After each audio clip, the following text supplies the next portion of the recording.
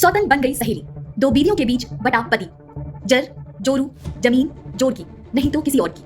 आपने ये कहावत तो सुनी ही होगी, लेकिन यहाँ बात खास तौर पर जोरू को लेकर है। अपने आप में एक ऐसा ही अनोखा मामला सामने आया है जहाँ दो बीवियों के लिए पति का ही बंटवारा कर दिया गया।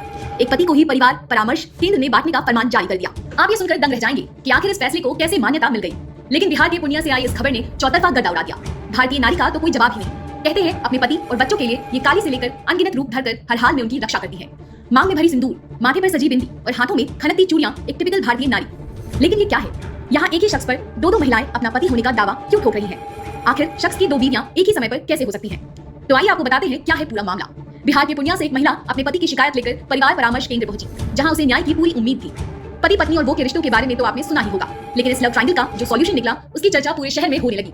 दरअसल परिवार परामर्श केंद्र में छोटे मोटे केस के निवारण किए जाते थे। उसी दरमियान ये केस भी वहां पहुंचा। आपको बता दें कि इश्क में डूबा शख्स अपने प्यार के चंगुल में एक लड़की को फंसाकर और उसे शादी की झूठी झांसा देकर फिजिकल रिलेशन बना लिया।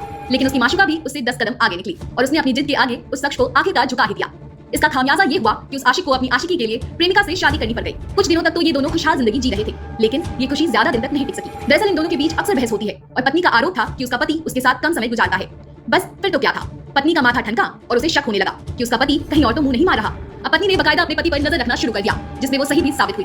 अपना शक यकीन में बदलते देख उसने अपने पति से बात करने की ठानी। आखिरकार एक दिन पत्नी ने अपने पति के काले चिट्ठे उसके मुंह पर ही खोल दिया। पत्नी का दावा था कि उसका पति पहले से ही शादीशुदा था और वो बदलाकर उससे दूसरी शादी किया था। इतना तक कि अपनी पहली शादी और पहली बीवी से 6 बच्चों तक की खबर उसने छिपाई रखी। जब दो बीवियों की खबर सामने आई तो पति ने अपनी पहली बीवी और बच्चों को ही चुना, जिसे सुन उसकी दूसरी बीवी बौखला गई और तमतमाते हुए न्याय के लिए निकल पड़ी।